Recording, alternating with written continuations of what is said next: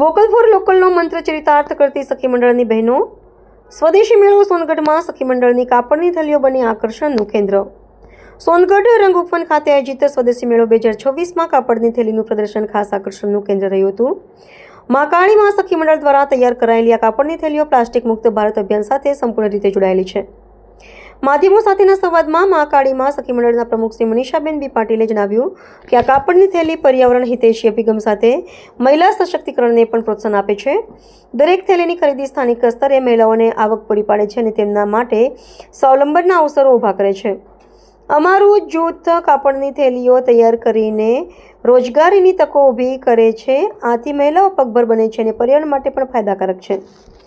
વધુમાં તેમણે ઉમેર્યું કે અમારો મુખ્ય આશય પર્યાવરણને હાનિ પહોંચાડતી પ્લાસ્ટિક બેગનો વપરાશ ઘટાડી પુનઃવપરાશ કરી શકાય તેવી કાપડની થેલીઓ દ્વારા જનજાગૃતિ લાવવાનો છે. સ્ટોલમાં પ્રદર્શિત કરવામાં આવેલી કાપડની થેલીઓનું મહત્વ આજના સમયમાં વધુ છે, જ્યારે પ્લાસ્ટિકની બેગનો ઉપયોગ વ્યાપક છે.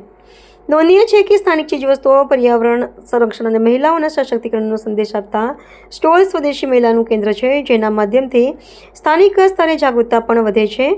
કાપડની થેલીની વાત કરીએ તો લોકોના રોજિંદા જીવનમાં નાના પરિવર્તનથી મોટી બદલાવ લાવવા આવા અભિગમો પરિણામલક્ષી સાબિત થાય છે. સર્વર પાડવી, તાપી.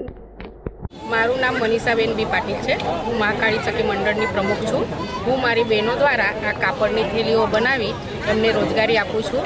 અને આ પ્લાસ્ટિકનું જે આપણે સરકારશ્રી કહે છે કે નાબૂદ કરો, તે માટે અમે આ ઝુંબેશ ચાલુ કર્યું છે અને અમે બહેનોને રોજગારી આપી છે. અને અમને જે આ સ્ટોલ પાડવામાં આવ્યું, આ સ્ટોલમાં અમે આ થેલીઓ સ્ટોલવાળાને ફ્રીમાં આપવાના છે. બહેનો થકી જે બનેલી અને બહેનોને અમે રોજગારી આપીએ છીએ. આ થકીથી એ લોકોને રોજ ચૂકવે છે જે બનાવે છે.